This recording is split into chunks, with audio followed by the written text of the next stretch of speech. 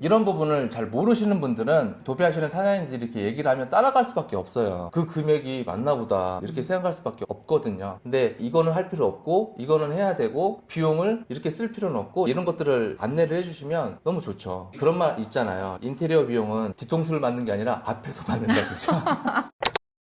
최근에 명도를 끝낸 빌라가 있는데 상태를 봤었을 때는 도배 장판을 해야 될 것 같고 여러 가지 수리할 곳들이 있어서 도배 장판 하시는 우리 대표님하고 현장에 와봤어요. 이 빌라가 전용 16평 정도 되잖아요. 네. 오전부터 와서 실측을 좀 해보시고 이 부분은 굳이 안 해도 된다 이런 얘기를 계속 우리가 좀 나눴는데 도배하고 장판하고 했을 때 비용이 어느 정도 나온다고 예상을 하고 계세요? 일단 도배는 아까 여쭤봤는데 가장 비용 저렴한 걸로 하신다고 하셔서 저희가 소폭으로 견적을 뽑아 드릴 거고, 지금 보시면은 집이 조금 결로도 있고 곳곳에 실크도 전체적으로 벗겨 있어서 사람은 2사람 들어갈 거고요. 평수 재료비 들어가고 소폭으로 했을 때 90만 원 생각하시면 될 것 같습니다. 소폭으로 도배를 했을 때 90만 원? 예. 그러면 장판 같은 경우는 어느 정도 될까요? 왜냐면 저희가 처음에 장판도 우리가 하려고 했어요. 근데 대표님 오셔서 이 장판이 지금 강마루인데 문제가 있는 곳이 안 보여서 이대로 쓰면 어떠냐라고 얘기를 해주셔서 이대로 쓰기로 했는데, 만약에 이 정도 평수에 하게 되면 보통 어느 정도 금액이 나와요? 장판은 일단 기본 모뇰름 1.8T고요. 네. 평당 4만 원 잡으시면 돼요. 근데 여기가 지금 실평수가 16평이라고 네. 말씀을 주셨고, 그럼 16 곱하기 4만 원 하면은 그게 장판 가격. 그러면 한 64만 원 정도? 예. 보통 기본적인 장판을 했을 때 평당 네. 4만 원이니까 네. 16평 정도 되니까 60만 원 정도 나온다. 64만 원, 64만 원. 아니, 64만 원 나온다. 깎지 마세요.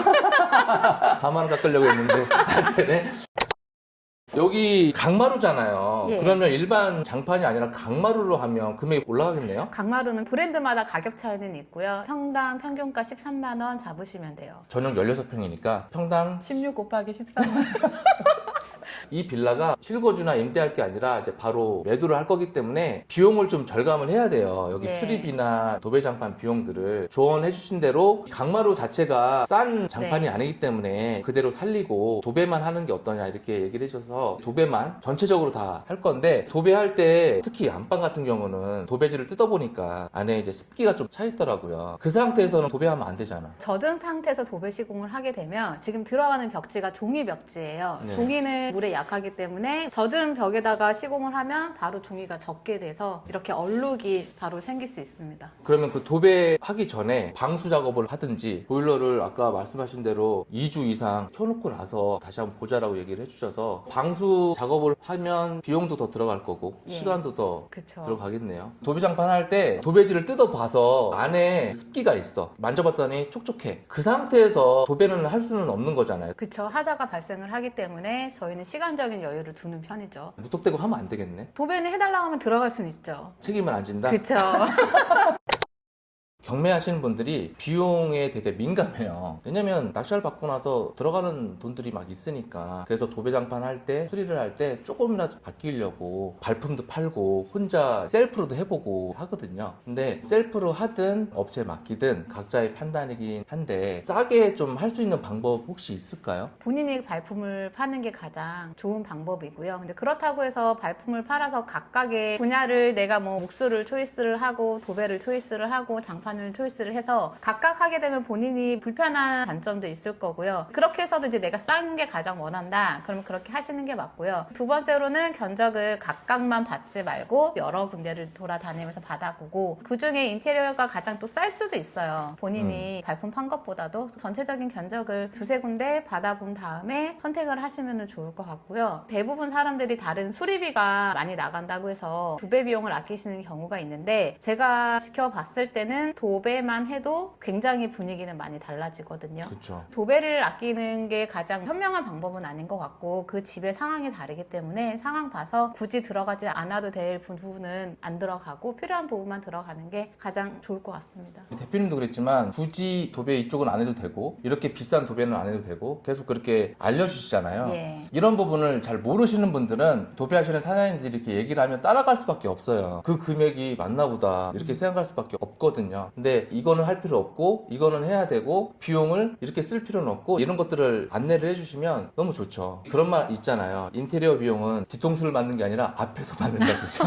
비용이 천차만별이에요. 맞습니다. 저렴하면서 잘해주시는 데도 있고 비싸다고 무조건 잘해준다? 그것도 아니에요. 그리고 인테리어 가게를 가면 사장님이 모든 걸 다 하는 게 아니잖아요. 분야별로 전문가를 불러서 예. 그분이 네. 총괄을 하시는 건데 모르시는 분들은 그분이 다 하시는 줄 알아. 맞아요. 인테리어마다도 그 사장님이 하는 기술은 정해져 있거든요. 그러니까 예를 들어서 저희 집 같은 경우에는 도배가 기술이기 때문에 주 분야는 도배가 되는 거고요. 또 어떤 분은 정말 사람 다 시키고 총괄만 하시는 분들도 계시고 상담을 하시다 보면은 그런 부분들을 느끼실 거예요. 얘기를 하시면서 선택을 하시면 좋을 것 같습니다. 저는 처음 경매할 때 셀프를 한번 해보겠다고 다들 셀프로 막 이렇게 하잖아요. 페인트 칠 혼자 하고 콘덴서 뭐 혼자 갈고 했다가 다시는 내가 셀프를 안 한다. 근데 뭐 하는 짓인가. 그 더운 여름에 에어컨도 안 나오는데 그렇게 하는 시간에 저는 그냥 잘 하시는 그리고 금액 잘 해주시는 사장님을 그 시간에 알아보고 그분한테 맡겨서 하는 게 좋아요. 내가 하잖아요. 결국엔 전문가 불러. 맞아요. 내가 해놓고 나서 또 어차피 전문가 부른다니까요. 마음에 안 들어서 문제가 생겨서 비용을 아끼는 건 좋은데 비용을 아끼는 것보다는 일을 얼마나 꼼꼼하게 잘 해주시느냐 저는 그게 더 중요하다고 생각을 해요. 숨고에도 이렇게 하세요? 저희는 하진 않습니다. 사업이 잘 되시나 봐요.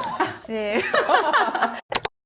동네 장사를 주로 하고 있고요. 승고를 저희가 굳이 하지 않는 이유는 가격적인 이유도 클 거고요. 그쪽은 정확히는 모르겠지만 경력도 중요하다고 생각을 하는데 경력 잘 비교해 보시고 최대한 꼼꼼하게 하시는 분들 선정하시면 승고에서 하든 방산시장에서 하든 일반 인테리어 가게에서 하든 문제는 없을 것 같아요. 우리가 일반적으로 숨고에서 의뢰를 하면 저렴하다고 생각을 하잖아요. 저도 저렴하다고 들었어요. 해보신 분들은 알 거야. 숨고에서 견적을 맡기면 견적이 엄청나게 와요. 그거 보는데도 막 정신이 없어. 예. 우리 멤버분 중에 한 분이 숨고 통해서 진행을 했는데 금액이 되게 저렴한 거야. 그래서 숨고 통해서 했는데 도배 잔판 다 됐다고 해서 갔는데 도배가 이제 떨어져 있는 거죠. 그래서 거기에 연락을 했대. 사장님 이거 떨어져 있다고 했더니 이제 교육을 끝낸 교육생이 그쵸. 한 거래. 그래서 본인이 다시 가서 해주겠대. 그러니까 쌌나 봐. 숨고통에서 이렇게 알아보실 때는 너무 저렴하다? 다시 한번 생각을 해봐야 돼요. 너무 비싼 것도 문제지만 너무 싸면 너무 싼데? 그 생각이 들긴 하더라고요. 적당한 금액으로 하시면 좋을 것 같고 하다가 어떤 사장님이 너무너무 잘해주셔. 그러면 그 사장님 통해서 계속 하면 돼요. 5만원, 10만원 깎으려고 막 하는 것보다는 꼼꼼하게 하는 게 중요하고 만약에 뭐가 안 돼 있어 했는데 하자가 생겼어. 그러면 그거를 안 하시고 연락이 안 되면 그만큼 스트레스가 없어. 잘하는 업체 알기가 잘 쉽지가 않아요. 왜냐면 일단 한번 일을 해봐야 되니까. 맞아요. 해보기도 전에는 우리가 알 수 없어서 주변에 어느 업체 통해서 하신 분이 있어. 근데 그 업체가 되게 잘한대. 그러면 최대한 소개를 받아서 하시는 게 제일 안전하지 않을까 싶어요.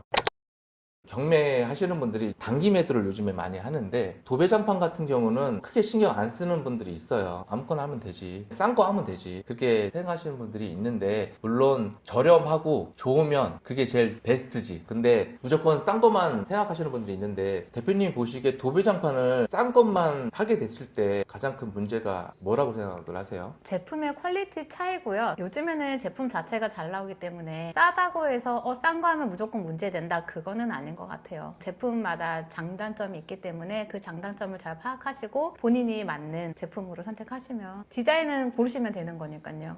그건 있어요. 디자인을 샘플책으로 보통 보시는데 네. 샘플책은 조그마한 조각이잖아요. 맞아요. 이 조각으로 봤을 때 색상이랑 실제로 이렇게 넓게 발라놓으면 색상이 달라지거든요. 디자인마다 또 달라요. 어떤 디자인은 더 진하게 보일 수 있고 어떤 디자인은 뭐 패턴이 안 보일 수 있고 디자인마다 또 다르기 때문에 그런 거를 고르실 때는 항상 이제 전문가분이 미리 안내를 해주거든요. 잘 설명 들으시고 그것까지 감안해서 디자인 고르시면 되실 것 같아요.